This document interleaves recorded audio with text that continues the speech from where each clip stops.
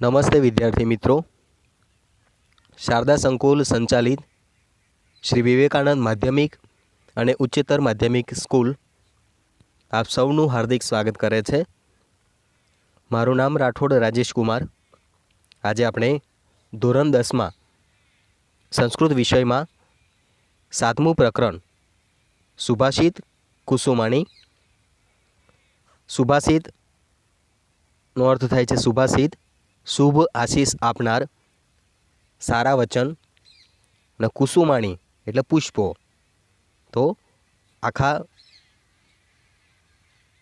શબ્દનો અર્થ થાય છે સુભાષિત રૂપી પુષ્પો. બરાબર. તો આ પ્રકરણમાં, આ પાઠમાં આપણે, આ શ્લોકોમાં આપણે સુભાષિતોનો અભ્યાસ કરવાનો છે વિદ્યાર્થી મિત્રો. અને એના આધારે આપણે સુભાષિતોમાં સારા આશીષ વચન, સારો બોધપાઠ, સારી માહિતી આપણને આપવામાં આવી છે, જે આપણા જીવનમાં, પરીક્ષામાં તો ઉપયોગી છે જ, પણ સાથે સાથે આપણા જીવનમાં પણ ઘણી ઉપયોગી નીવડી શકે તેમ છે. તો જોઈએ વિદ્યાર્થી મિત્રો, જુઓ. સુભાષિત કુસુમાણી, સુભાષિત રૂપી પુષ્પો,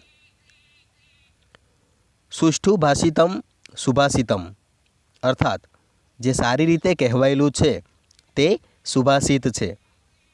સુષ્ઠુમ ભાષિતમ સુભાષિતમ, બરાબર, જે સારી રીતે કહેવાયેલું છે, જે માનવ સમાજ માટે, પ્રકૃતિ માટે ઉપયોગી હોય, ફાયદાકારક હોય, એને સુભાષિત કહેવામાં આવે છે. સંસ્કૃતમાં આવા સુભાષિતોનો અખૂટ ખજાનો છે.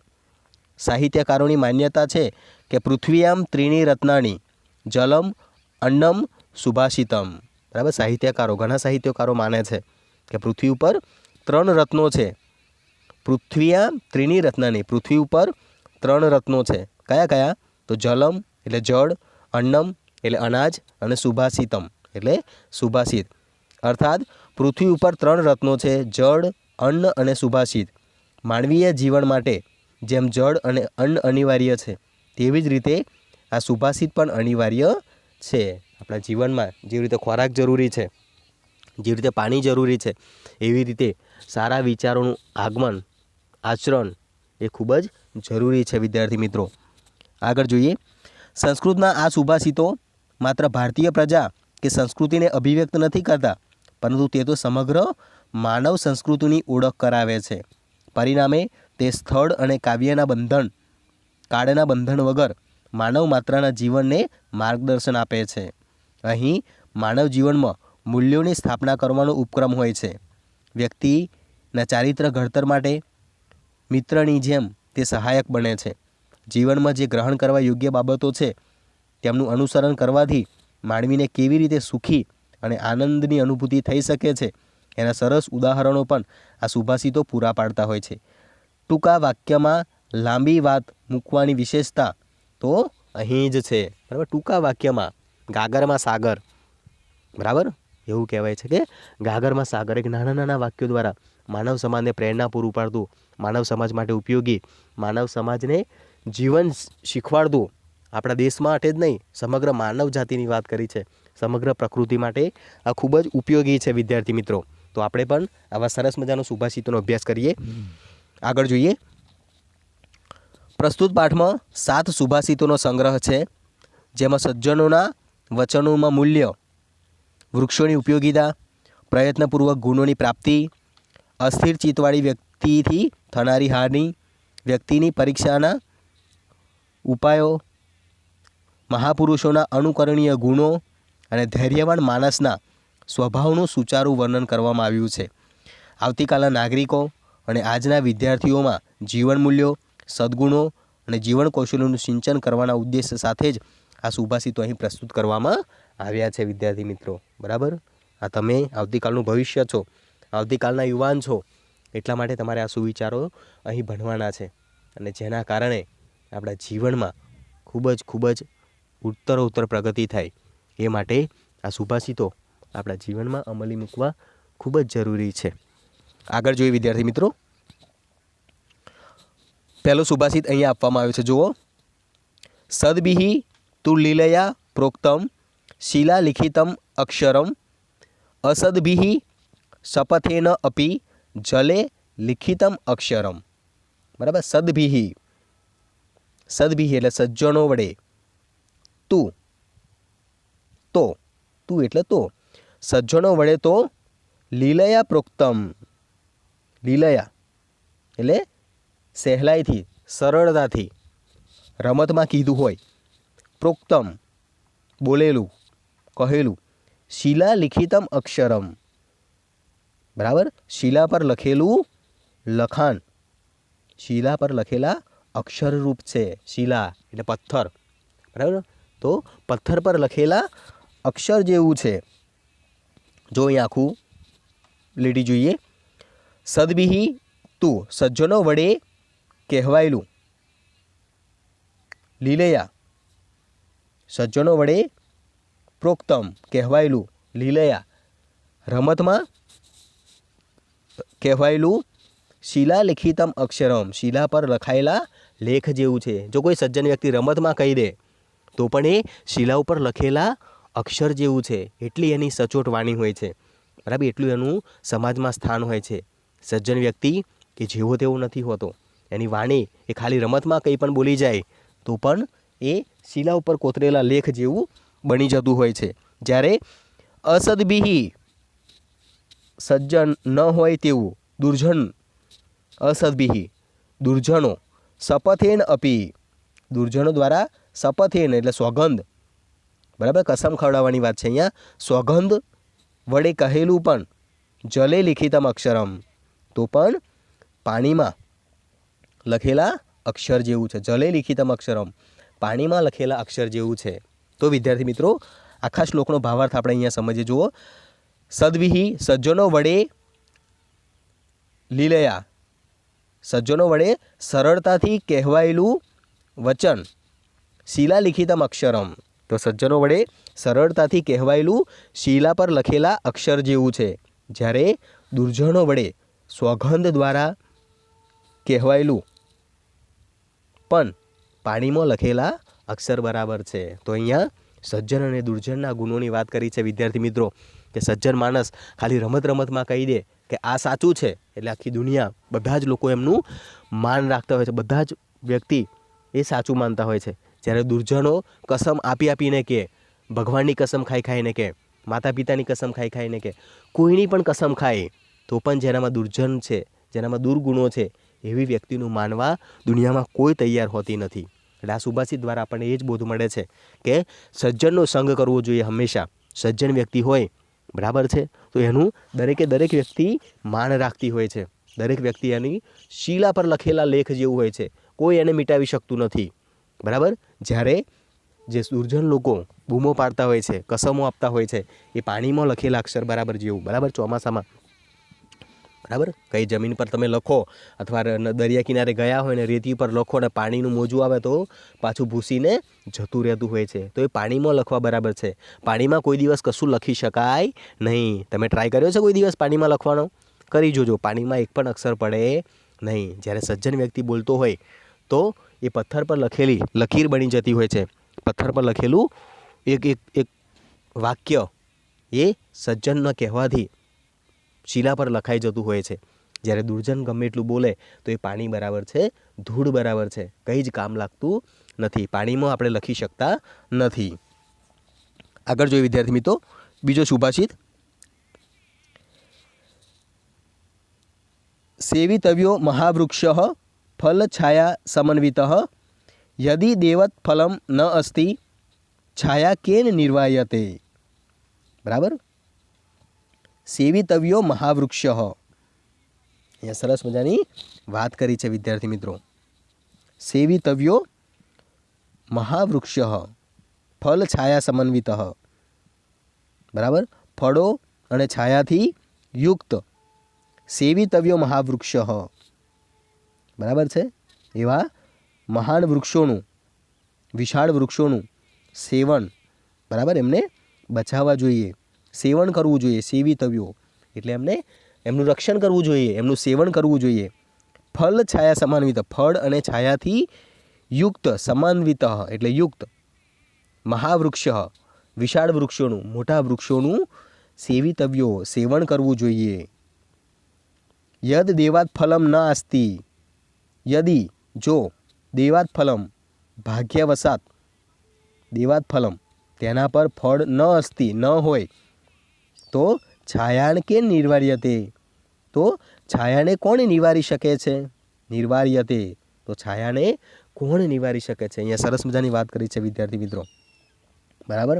વૃક્ષોનું મહત્ત્વ આપણે બધા જ જાણીએ છીએ કે વૃક્ષોનું અત્યારે ઘણું બધું કાપવામાં આવી રહ્યું છે, છતાં આપણે સમજાવવા માટે છેક જૂના સમયથી ફલ છાયા સમન્વિત, ફલ અને છાયાથી યુક્ત મહાન વૃક્ષોનું સેવિતવ્ય સેવન કરવું જોઈએ. યદિ જો દેવાત ફલમ ન અસ્તિ, જો ભાગ્યવશાત જો કોઈ કારણસર ફળ ન અસ્તિ ફળ ન હોય તો છાયા કે નિવાર્યતે, તો છાયાને કોણ નિવારી શકે છે? તો છાયડો તો મળે છે ને. બરાબર. જો શરૂઆતમાં કદાચ બરાબર છે ફળો અને છાયો તો આપણને આપે જ છે, અને કદાચ જો ફળ ન આપતું હોય ઝાડ તો છાયો તો આપણને આપતું જ હોય છે. તો એના કારણે વૃક્ષોની ઉપયોગિતા આ શ્લોક દ્વારા આપણને અહીં સમજાવવામાં આવી છે વિદ્યાર્થી મિત્રો. તો ખાસ ધ્યાન આપો. સેવિતવ્યો મહાવૃક્ષ ફલ છાયા સમન્વિત યદિ દેવાત ફલમ ના અસ્તિ છાયા કે નિર્વાર્યતે. બરાબર. તો ફળ અને છાયાથી યુક્ત એવા મહાન વૃક્ષોનું આપણે સેવન કરવું જોઈએ. અને જો ભાગ્યવશાત એના ઉપર ફળ ન આવે તો છાંયડો તો આપણને મળે છે ને. બરાબર. વૃક્ષોના ઘણા બધા ઉપયોગ છે.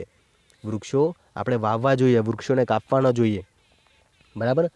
ઘણા સમયમાં ઘણા લોકોએ આગળની સાલોમાં ઘણા બધા લોકોએ વૃક્ષો માટે આંદોલનો કર્યા છે. સુંદર બહુગુણા ને બધા ઘણા બધા બરાબર છે વૃક્ષ પ્રેમી થઈ ગયા કે જેમને વૃક્ષો માટે પોતાનું બલિદાન આપી દીધું છે, વૃક્ષો માટે પોતાનું જીવ પણ આપી દીધું છે વિદ્યાર્થી મિત્રો. તો વૃક્ષોનું હંમેશા વાવન કરવું જોઈએ, વૃક્ષોને હંમેશા સેવન કરવું જોઈએ, વૃક્ષોનું હંમેશા રક્ષણ કરવું જોઈએ. બરાબર. વૃક્ષારોપણ કાર્યક્રમ ને બધું આપણી સ્કૂલોમાં કરવામાં આવતું હોય છે. કેમ? તો લોકો વૃક્ષો કાપી રહ્યા છે, વૃક્ષોનું નિકંદન કરી રહ્યા છે, જેના કારણે બરાબર છે પ્રદૂષણ વધી રહ્યું છે, વરસાદ સમયસર પડતો નથી. આ બધી જ અસરો એ આપણને વૃક્ષ દ્વારા જાણવા મળે છે વિદ્યાર્થી મિત્રો, વૃક્ષોના અભાવથી. તો અહીંયા વૃક્ષોનું મહત્ત્વ ખાલી આપણા સ્વાર્થ માટે નથી, પરંતુ એનો છાંયો તો આપણને ઉપયોગી છે. ગરમીમાં જઈને બેઠા હોય, શાંતિથી બેઠા હોય તો પણ આપણને હાશ થતી હોય છે કે ચલો ઝાડ નીચે આવ્યા. ઉનાળામાં ખૂબ જ સખત ગરમી પડતી હોય છે ત્યારે આપણને ઝાડની યાદ આવતી હોય છે, ત્યારે આપણને વૃક્ષોની યાદ આવતી હોય છે કે ઠંડક ઝાડ નીચે બેસીએ તો સારું. તો આ શ્લોકમાં વૃક્ષોનું મહત્ત્વ સમજાવવામાં આવ્યું છે. ભલે એ ફળ નથી આપતું, બરાબર છે, કદાચ ફળ ના આપે પણ છાંયો તો એનો મિટાવી શકતું નથી. એવી જ રીતે ઘણા બધા લોકો અહીંયા કહેવામાં આવ્યું છે કે એવા વ્યક્તિનો સંગ કરવો જોઈએ વૃક્ષ જેવા. બરાબર. એ આપણી મદદ તો ન કરી શકે, બરાબર છે, પરંતુ આપણને હર્ટ પણ નથી કરતા, આપણને દુઃખી પણ નથી કરતા. બરાબર. તો સરસ મજાની આ વાત આ શ્લોકમાં કરવામાં આવી છે વિદ્યાર્થી મિત્રો. આગળ જોઈએ.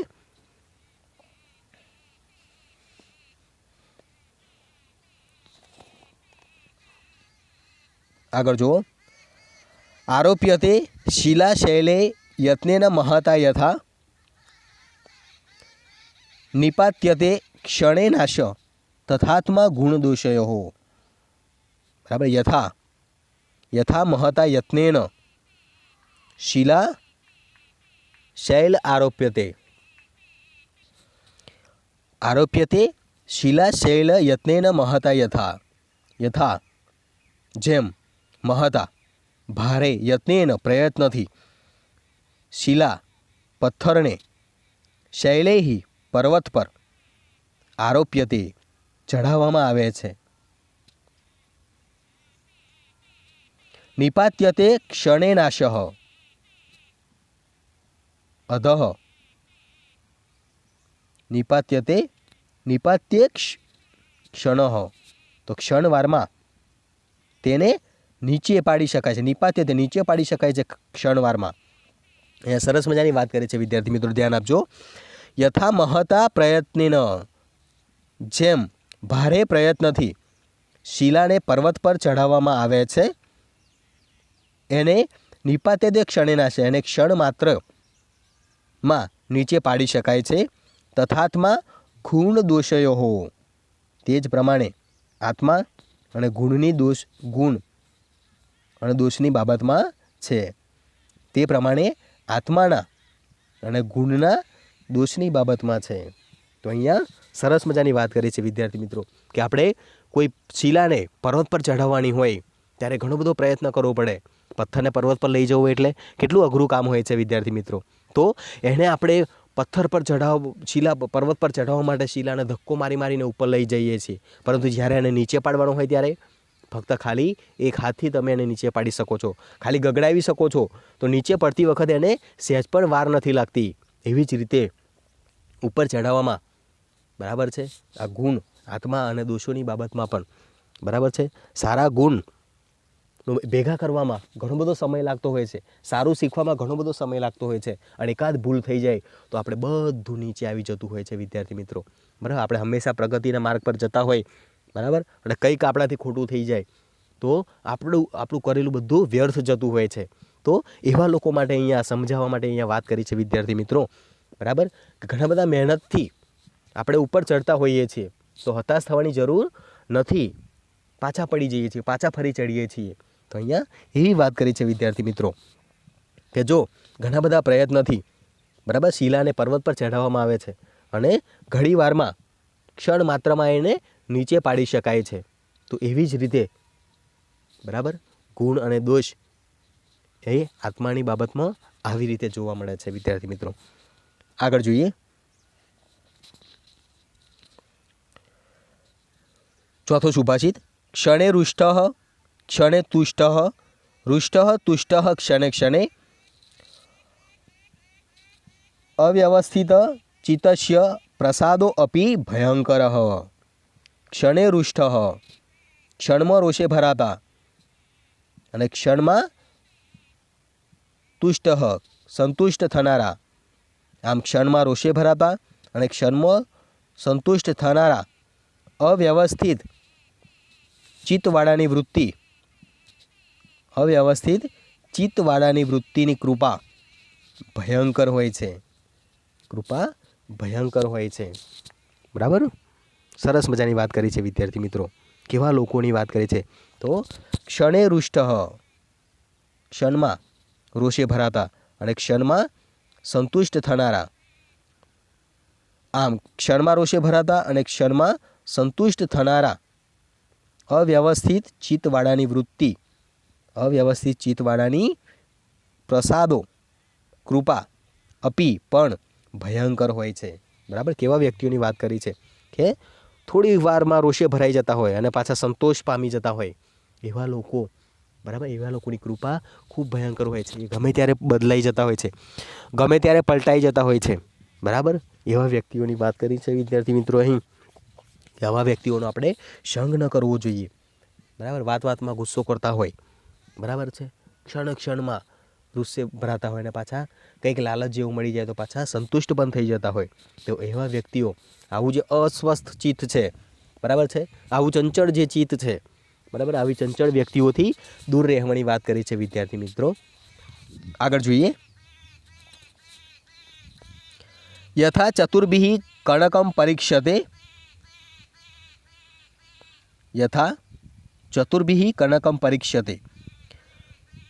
નિર્ઘર્ષણ છેદેન તાપતાડનૈઃ તથા ચતુર્ભિઃ પુરુષઃ પરીક્ષતે શ્રુતેન શીલેન ગુણેન કર્મણા. યથા ચતુર્ભિઃ બરાબર, અહીંયા નિર્ઘર્ષણ જેમ ઘસવું, છેદેન કાપવું, તાપ તપાવવું અને તાડને ટીપવું એ ચાર ક્રિયાઓ વડે યથા ચતુર્ભિઃ એ ચાર ક્રિયાઓ વડે કણકમ સોનું સુવર્ણ પરીક્ષતે પરખાય છે. કઈ કઈ ક્રિયાઓથી સોનું પરખાય છે વિદ્યાર્થી મિત્રો તો નિર્ઘર્ષણ ઘસવાથી, છેદેન કાપવું, તાપ તપાવવું અને તાડઈને ટીપવું.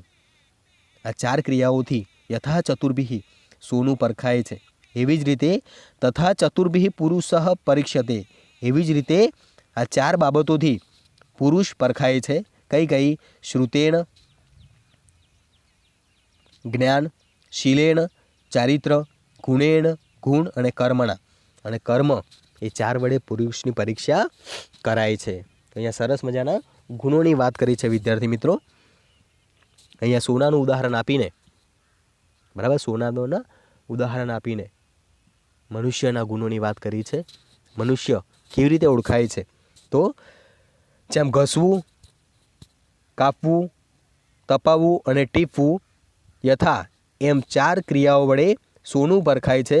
એવી જ રીતે જ્ઞાન, ચારિત્ર, ગુણ અને કર્મ આ 4 બાબતોથી પુરુષની પરીક્ષા થાય છે. તો અહીંયા સોનું આપણે જોયું હશે તમે સોનીને ત્યાં, બરાબર. સોનું એ ખૂબ જ મોંઘી કિંમતી ધાતુ છે, બરાબર. અત્યારે 60,000 55-60,000 રૂપિયાનો ભાવ છે 1 તોલાનો 10 ગ્રામનો, બરાબર વિદ્યાર્થી મિત્રો. તો એ સોનું બનાવવા માટે, એને આકાર બનાવવા માટે એને ટીપવામાં આવતું હોય છે, બરાબર. એમનેમ કંઈ અલંકાર બની જતું નથી, એમનેમ એ ઘરેણું બની જતું નથી, બરાબર. જમીનમાંથી કાઢવામાં આવે, એને કાપવામાં આવે, એને બરાબર ટીપવામાં આવે, એને બરાબર તપાવવામાં આવતું હોય છે, ત્યારે એની ચમક આવતી હોય છે વિદ્યાર્થી મિત્રો. ત્યારે એ સાચું 24 કેરેટનું સોનું, ત્યારે એ સાચું સોનું કહેવાતું હોય છે, બરાબર. બાકી કોલસો તો ઘણો બધો મળી આવતો હોય છે, પણ સોનું કાઢવું એ ખૂબ જ અઘરી વસ્તુ છે. સોનાને ટીપાવવામાં આવે છે. જેટલું એને ટીપવામાં આવે, જેટલું એને ઘસવામાં આવે, જેટલું એને કાપવામાં આવે, એમ એની ચમકમાં વધારો થતો હોય છે વિદ્યાર્થી મિત્રો. તો એવી જ રીતે જે પુરુષનામાં જ્ઞાન છે, ચારિત્ર છે, ગુણ છે અને કામ કરવાની વૃત્તિ છે, કર્મ છે, બરાબર. એ વ્યક્તિ એના પરીક્ષા થતી હોય છે, એનાથી એ પરખાતો હોય છે, એનાથી એ આગળ વધતો હોય છે વિદ્યાર્થી મિત્રો. આગળ જોઈએ. આપ્તસુ રામ સમરેશુ ભીમ દાનેશુ કર્ણશ્ચ નયેશુ કૃષ્ણ ભીષ્મ પ્રતિજ્ઞા પરિપાલનેશુ વિક્રાંત કાર્યેશુ ભવ અંજય. બરાબર. અહીંયા સરસ મજાના શ્લોકની વાત કરી છે. આપ્તસુ રામ, આપ્તસુ એટલે આપત્તિમાં, રામ મુશ્કેલીમાં રામ, સમરેશુ ભીમ,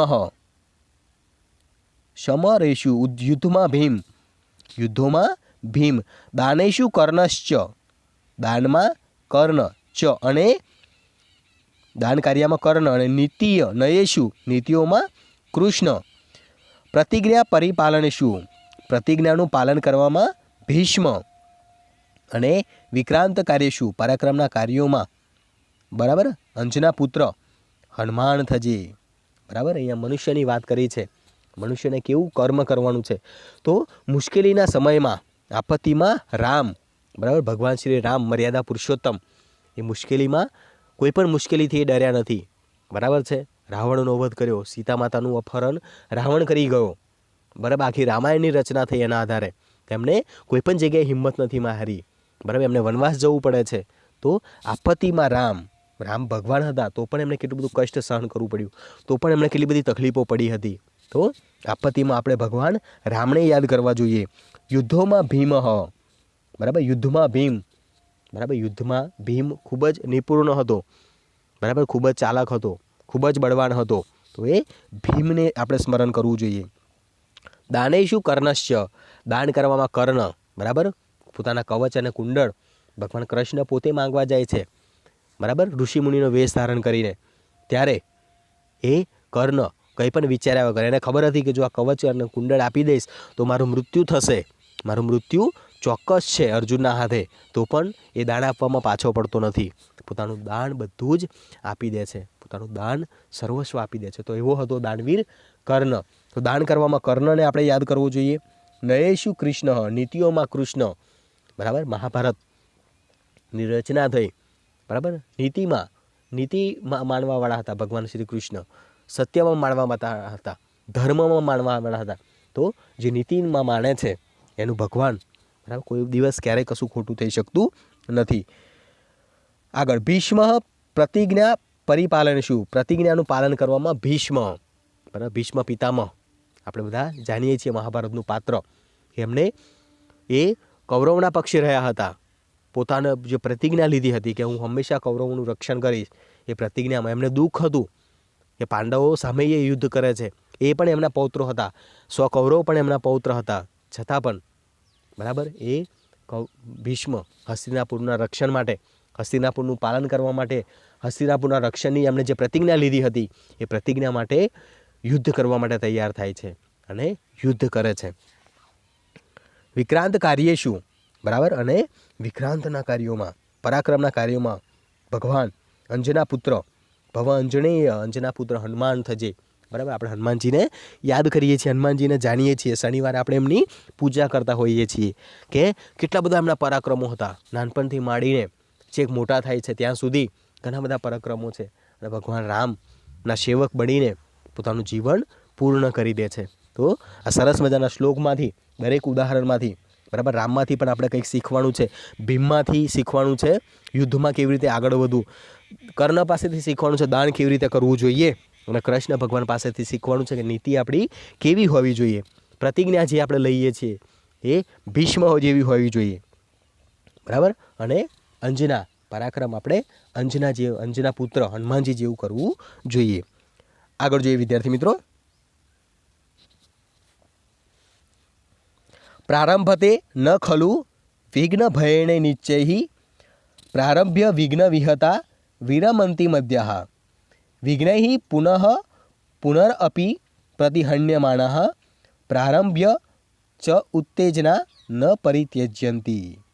બરાબર, વિઘ્ન ભયેણ, વિઘ્નના ભયથી, નીચેહી નીચ માણસો ખરેખર, ન ખલું ખરેખર, પ્રારંભતે ન આરંભ કરતા નથી. કેવા લોકોની વાત કરે છે વિદ્યાર્થી મિત્રો? તો જો અહીંયા વિઘ્નના ભયથી નીચ માણસો ખરેખર આરંભ કરતા નથી. પ્રારંભ્ય વિઘ્ન વિહતા,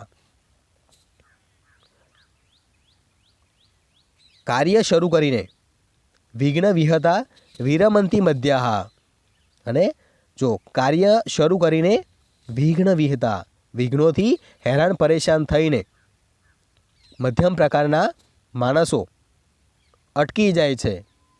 આગળ વિઘ્નૈ પુનરપી પ્રતિહન્યમાણઃ, અને જે વિઘ્નોથી ફરીને હેરાન થવા છતાં ઉત્તમ પ્રકારના પ્રારંભ્ય ચ ઉત્તમ જનાહ, અને ઉત્તમ પ્રકારના માણસો આરંભેલું કાર્ય પરિત્યજ્યંતી, ક્યારેય છોડતા નથી.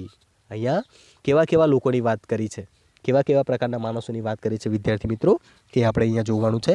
તો જુઓ, વિઘ્ન ભયેણ, વિઘ્નના ભયથી નીચ માણસો ખરેખર કાર્યનો આરંભ કરતા નથી.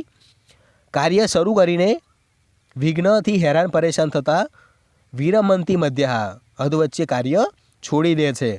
જ્યારે વિઘ્ન ફરીને આવતું હોવા છતાં, એને હેરાન થવા હોવા છતાં જે આરંભ કરે છે, ચ ઉત્તમ જના, તે ઉત્તમ માણસ, બરાબર, પરિત્યજ્યંતી, એ કાર્યને ક્યારેય છોડતો નથી. ઘણા બધા માણસો એવા હોય છે વિદ્યાર્થી મિત્રો કે કામ કરે પહેલાં જ હારી જતા હોય છે, હથિયાર ઉઠાવે પહેલાં જ હિંમત હારી જતા હોય છે. કંઈક કરવું છે, બરાબર છે, બેસી જ રહે હાથ પગ વાળીને, આ કરીશ ને પેલું નુકસાન જશે તો, પેલું થશે તો, એવો વિચાર હંમેશા કરતા હોય છે વિદ્યાર્થી મિત્રો. પણ આપણે કોઈ પણ વિઘ્નથી ડરવાનું નથી, આપણે કોઈ પણ કામથી ડરવાનું નથી વિદ્યાર્થી મિત્રો. બીજા ઘણા લોકો એવા હોય છે કે કાર્ય શરૂ તો કરી દે છે, પરંતુ પાછું અધવચ્ચે એને છોડી દેતા હોય છે, અધવચ્ચે એનો ત્યાગ કરી દેતા હોય છે. તો એ પણ બરાબર નથી. પરંતુ જે માણસો વારંવાર વિઘ્નનો સામનો કરે છે, બરાબર છે, વારંવાર એની સામે લડે છે, એ જ ક્યારેય પાછા પડતા નથી, એ ક્યારેય પોતાનું કાર્ય છોડી દેતા નથી. તો આ સાથે 7 શ્લોકમાં સરસ મજાના પાઠની વાત કરી છે વિદ્યાર્થી મિત્રો. દરેકે દરેક શ્લોકમાં ખૂબ જ સરસ મજાની વાત કરી છે. પ્રથમ શ્લોકમાં આપણે જોયું, બરાબર છે, કે સજ્જન અને દુર્જન વ્યક્તિ, બરાબર છે, જે બોલતા હોય છે એ પથ્થર પર લખાઈ જતું હોય છે, તો ઘણીવાર પાણીમાં લખવા જેવું પણ રહેતું હોય છે. દુર્જન માણસ જે બોલે એ પાણી બરાબર થઈ જતું હોય છે. તો આપણે એવા દુર્જનનો સંગ ન કરીને આપણે સજ્જન વ્યક્તિનો સંગ કરવો જોઈએ. બીજા શ્લોકમાં વૃક્ષનું મહત્ત્વ સમજાવ્યું છે, બરાબર. વૃક્ષ ફળ કદાચ ન આપે કોઈ કારણસર, પરંતુ છાંયો તો આપણને આપતું જ હોય છે. ત્રીજા શ્લોકમાં શિલાની વાત કરી છે કે પથ્થર પર આપણે ચઢાઈએ, પર્વત પર, અને નીચે પાડતા વાર નથી લાગતી. એવી જ રીતે આપણા ગુણો શીખવામાં, ગુણોનો સંગ્રહ કરવામાં ઘણી બધી વાર લાગતી હોય છે, પણ એને છોડવામાં વાર લાગતી નથી. ચોથા શ્લોકમાં ક્ષણે ક્ષણે બદલાતા માણસો, પોતાની અવ્યવસ્થિત ચિત્તવૃત્તિ છે એવા લોકોનો સંગ પણ ન કરવો જોઈએ. અને પાંચમા શ્લોકમાં સોનાની વાત કરી છે. સોનાના 4 જેવી રીતે કાપવું, ઘસવું, તપાવવું અને ટીપવું, એમ સોનું પરખાય છે, એવી જ રીતે બરાબર છે. ગુણ, કર્મ, ચારિત્ર અને જ્ઞાનથી માણસ પરખાતો હોય છે. છઠ્ઠા શ્લોકમાં જેમ રામની વાત કરી છે, ભીષ્મ પિતાની વાત કરી છે, કર્ણ, બરાબર છે, કૃષ્ણ ભગવાન, હનુમાનજી, એવા આપણે બનવાનું છે. અને છેલ્લા શ્લોકમાં જે વિઘ્નોથી હારી જાય છે, બરાબર, એવો માણસ ક્યારેય આગળ આવતો નથી, પરંતુ વારંવાર વિઘ્નોનો સામનો કરે એ માણસ ક્યારેય કાર્ય છોડતો નથી. તો આ પાઠમાં સરસ મજાની સમજ પડી ગઈ હશે વિદ્યાર્થી મિત્રો. Thank you.